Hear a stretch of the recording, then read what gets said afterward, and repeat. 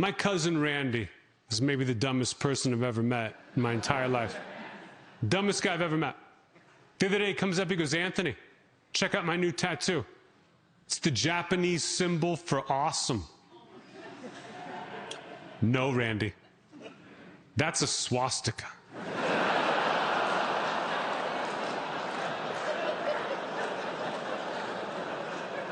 I mean, fuck, man, everybody knows. Everybody knows. That's the German symbol for awesome.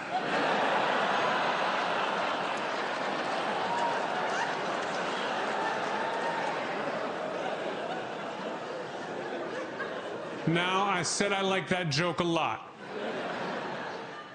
Here's how much I like that joke. I used to open with it. Right at the beginning of this tour, 18 months ago, Kanye West came to one of my shows. I had no idea he was even there. I didn't find out until the next day when Kanye went on a podcast. And he said, I went to go see Anthony Jeselnik last night. And his opening joke is so high level that it made me realize I'm not funny.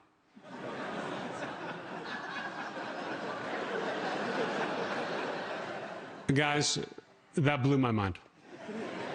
That's the best compliment I've ever gotten in my life. I humbled Kanye West.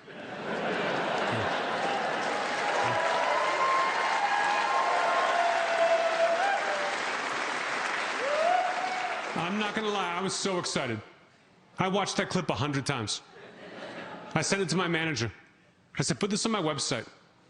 Put it on social media. Let's sell some fucking tickets. With a little help from Kanye. And my manager says to me, Anthony, are you out of your goddamn mind? Don't you know what's been going on with Kanye lately? And I said, no, honestly. I used to be a huge Kanye fan, but I stopped paying attention to him when he went Christian. And my manager says, well, in the past 2 weeks alone, Kanye's been wearing White Lives Matter t-shirts and saying wild anti-Semitic shit. And I was like, oh, he went super Christian.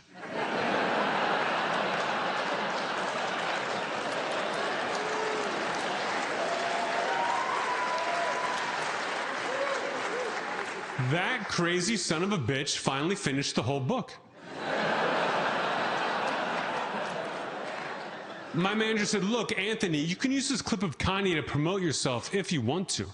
But if you do, you gotta drop that swastika joke. You gotta stop doing it for sure.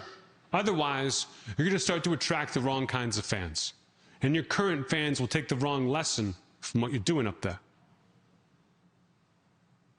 And that's how much I like that joke.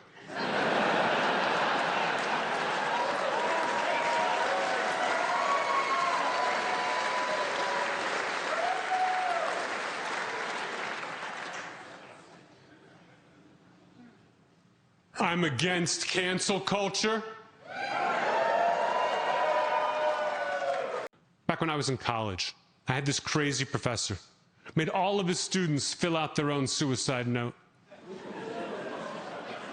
Then he would read them out loud to the rest of the class. As soon as the parents found out, he got fired immediately. And I was the only one who stood up for him. Because, hey, he made math fun.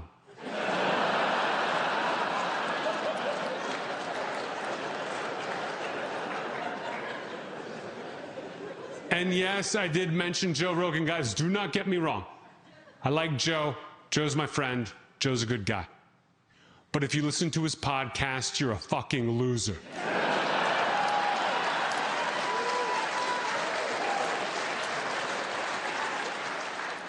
My brother-in-law is Joe Rogan's biggest fan. Never misses an episode, doesn't think 4 hours is long enough. But my brother-in-law is Joe Rogan's target demographic. My brother-in-law is a conspiracy theorist. A crazy conspiracy theorist. Like, my brother-in-law refuses to become an organ donor because he swears that if you get into an accident and the paramedics see that you're an organ donor, they won't try to save your life. because they want to use your organs to help someone else. It's insane. But I can't argue with him. He's a paramedic.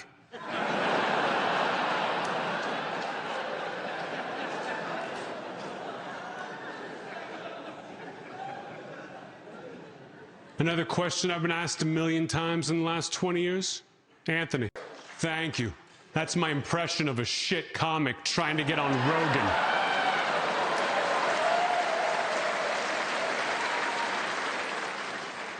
In 20 years of stand-up comedy, I've been asked the same questions over and over and over again.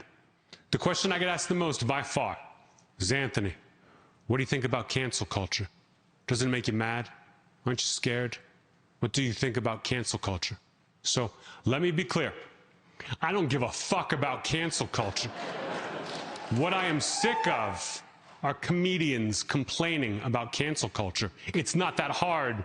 Do your job. Comedians are supposed to be unparalleled badasses. I know this because I have a fucking mirror.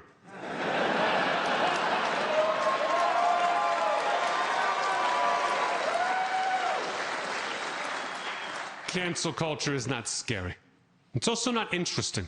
And it's definitely not new. Got to roast Donald Trump, Charlie Sheen, Roseanne Barr, all the greats.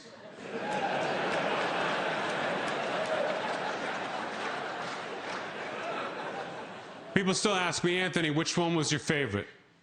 Charlie Sheen. But not because of Charlie Sheen. I didn't give a fuck about Charlie Sheen. I remember a couple days before that roast, I'm at home writing jokes. I get a phone call from the network. They say, Anthony, I knew you have a couple days left to write, but we just added Mike Tyson to the dais. Will you be able to write yourself any jokes about Mike Tyson? 2 days later, I am walking into that roast with 100 jokes about Mike Tyson.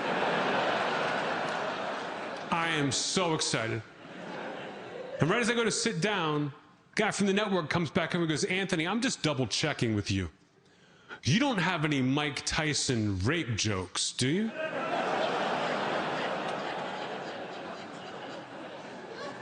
And I said, why?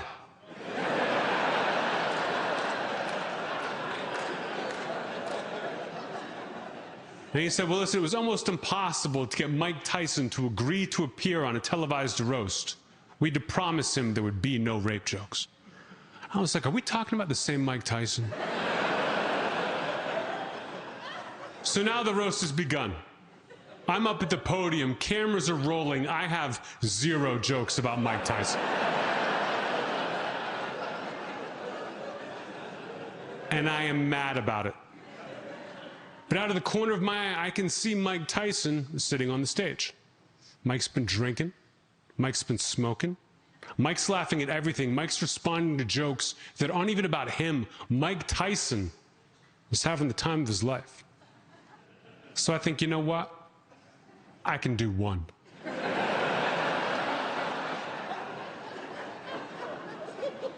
So I said, I think Mike Tyson's biggest problem is Mike never had a strong male role model growing up. Mike's dad walked out on the family very early on, after Mike raped him.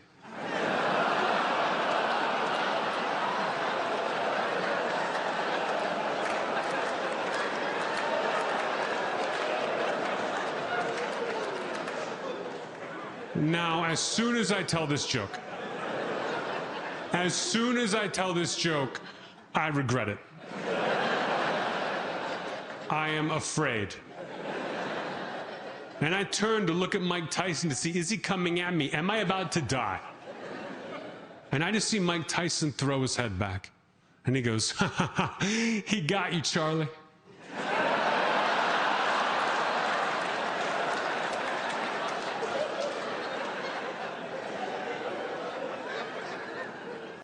We are backstage at Larry King. I'm getting interviewed first and then Norm.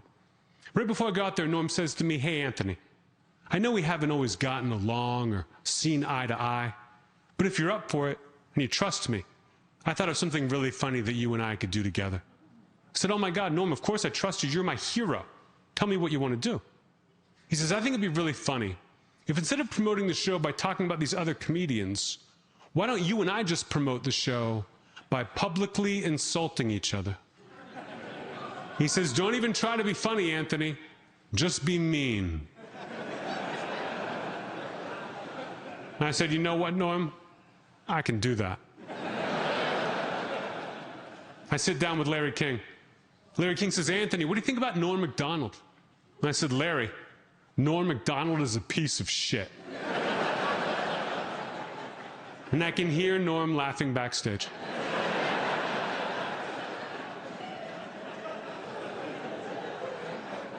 I finished the interview, I go backstage, Norm is still laughing. He says, Anthony, that was perfect. Now watch this.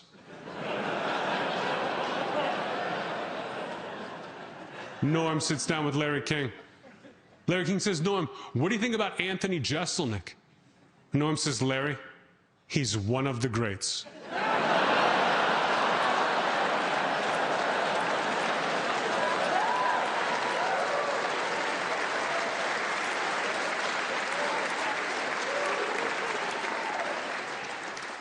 I've never been more pissed off in my entire life. Can't believe I fell for that. All right, you guys have been an amazing crowd tonight. I'm going to leave you all with this. This is my new closer.